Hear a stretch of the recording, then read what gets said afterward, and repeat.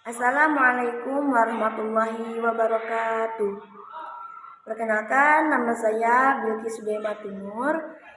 Di sini saya akan mengulang materi mengenai fikih jism. Yang mana tugas ini itu untuk memenuhi mata kuliah manajemen jiswab. Nah, di sini saya akan menjelaskan secara singkat mengenai apa sih jiswab itu. Baik, selanjutnya di sini saya akan menjelaskan mengenai jiswab itu sendiri. Yang mana jiswab ini adalah singkatan dari zakat, infak, sodakoh, dan wakaf. Yang mana jiswab ini merupakan konsep ibadah harta dalam Islam. Nah, jiswab ini menjadi instrumen penting untuk pemerataan ekonomi, kesejahteraan masyarakat, dan pengentasan kemiskinan, yaitu untuk mengurangi kesenjangan sosial dengan distribusi kekayaan yang lebih adil, untuk membantu kaum duafa ini menjadi mandiri.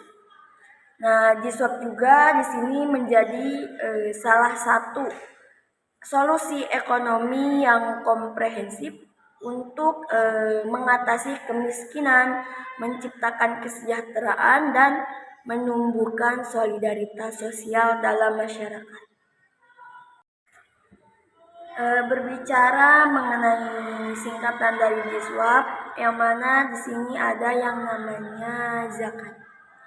Zakat adalah harta yang wajib dikeluarkan oleh seorang muslim atau badan usaha jika telah mencapai nisab.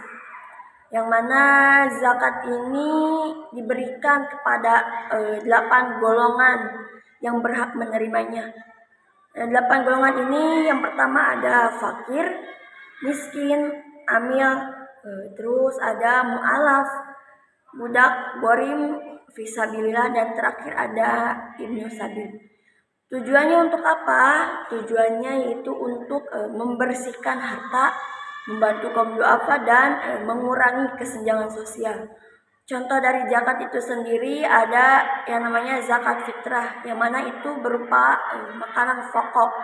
Dan yang kedua ada zakat mal, yaitu seperti emas, hasil pertanian, penghasilan, dan sebagainya. Baik, selanjutnya yang kedua yaitu ada yang namanya infak. Infak ini adalah pengeluaran harta di jalan Allah tanpa adanya batasan nisab atau batasan waktu tertentu.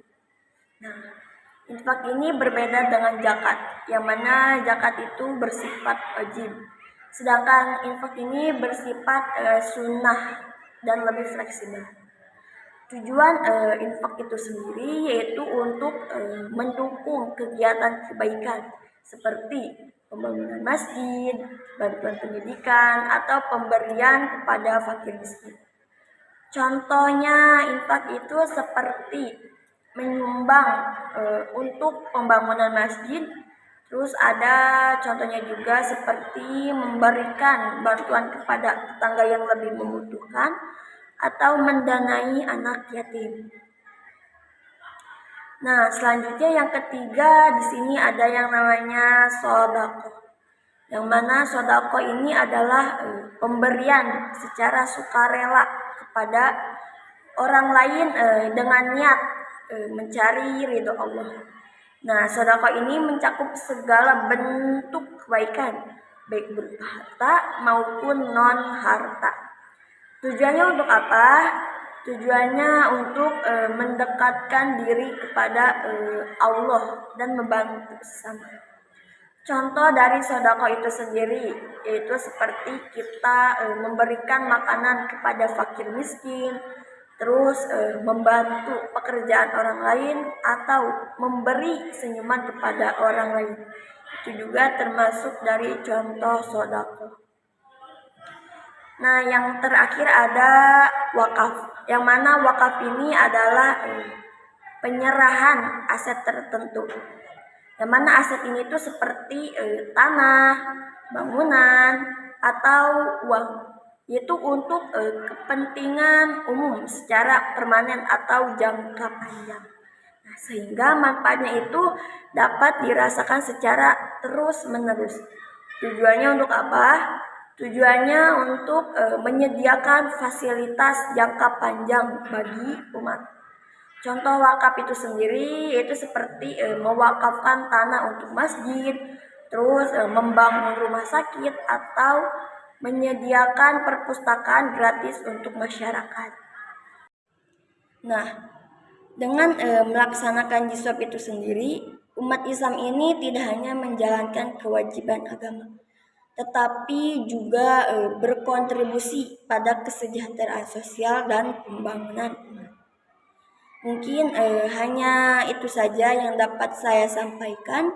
Kurang lebihnya mohon dimaafkan. Wassalamualaikum warahmatullahi wabarakatuh.